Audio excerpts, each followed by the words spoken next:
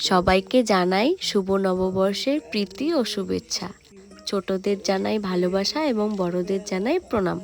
তো সকলে কেমন আছো? আশা করি সকলে অনেক ভালো আছো। আর আজকে আমরা যাব হচ্ছে মদনমোহন বাড়িতে। তো মদনমোহন বাড়ি যাওয়ার আগে তো আমরা যাব আমার দিদার বাড়িতে।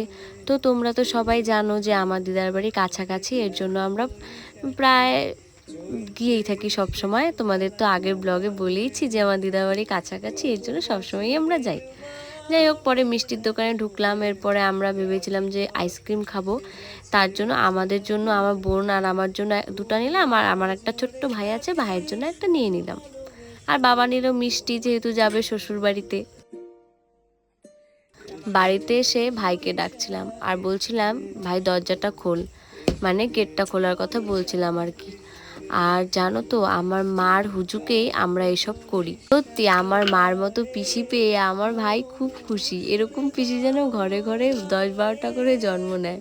আমাদের ভাগ্যে যদি এরকম একটা পিসি হতো তাহলে যে আমাদের কি না ভালো লাগতো। সবার ভাগ্যে তো আর সব কিছু হয় না, আর তাই আর কি করার আছে, যেটা আছে সেটাই মেনে চলতে হবে আমাদের। এই যে আমার ভাইয়ের শুরু হয়ে গেল আইসক্রিম খাওয়া। ওর আর তর সয় না, কিছু আনলেই ওকে আগে দিতে হবেই। তারপরে আমি ভাবলাম যে আমার দিদার ফুল গাছগুলো দেখি। আমার দিদাও হচ্ছে ফুলের বাগান করছে আস্তে আস্তে। যাই হোক, ছোট্ট মোটো করছে, কিন্তু দেখো খুব সুন্দর লাগছে দেখতে। এই ফুলটা কি দারুণ না? আমার তো খুব ভালো লেগেছে এই ফুলটা। তারপরে আমার মনি আস্তে আস্তে সবাইকে খাওয়া দিয়ে দিল। আর আমার বাবাকে বাটিতে বাটিতে খাওয়া দিচ্ছে, কারণ আমার বাবা তো বাড়ির বর। যাই হোক, বছরের প্রথম দিন আসলাম দিদার বাড়িতে ঘুরতে। আর সবসময় তো এসেই থাকি, বছরের প্রথম দিন একটু ঘুরতে যাব মদনমোহন বাড়িতে, এর জন্য চলে এসেছিলাম। আর এখানে ভাই এই সাইকেল দেখছিল, কারণ আমার বাবা বলছিল যে কোন সাইকেলটা দেখবি বল, সেটাই তোকে কিনে দিব। তো ভাই বলছিল এগুলো সাইকেলই কিনবে। তারপর কি বেরিয়ে পড়লাম আমরা আমাদের উদ্দেশ্যে মদনমোহন বাড়ি যাওয়ার জন্য। এখানে এসে এই ভাইয়ের শুরু হয়ে গেল আগেই গাড়িতে ওঠা। ও গাড়িতে উঠবেই, ওর জেদ, ও গাড়িতে উঠবেই। যেখানেই দেখুক না কেন সেখানে ওর গাড়িতে উঠতেই হবে। এটা ওর এক।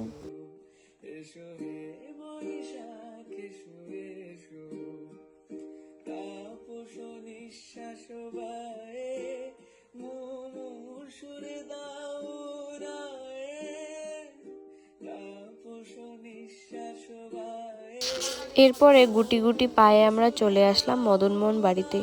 আর মদনমোহন বাড়িতে আজকে এত ভিড়। প্রথমে তো আমরা ভেবেছিলাম যে এনএন পার্কে যাব, এনএন পার্ক থেকে এসে তারপরে আমরা মদনমোহন বাড়িতে যাব। কিন্তু এনএন পার্কে এত ভিড় যে ভাই খেলতেই পারবে না, তার জন্য চলে আসলাম মদনমোহন বাড়িতে। আর তারপরে এখানে গিয়ে দেখো আমরা একটু ঠাকুরকে প্রণাম করে নিলাম। চোখে হঠাৎ করে কালো বৈশাখী, চৈত্রের শেষ বেলা পাতা ওড়ে। ঠাকুর প্রণাম করে আমরা এখানে একটু ঘুরছিলাম আর দেখছিলাম চারিদিকে কে কে আছে, চেনা চেনা কাউকে দেখতে পারি নাকি। তারপরে তো আমার ভাইয়ের দুষ্টুমি শুরু হয়ে গেল।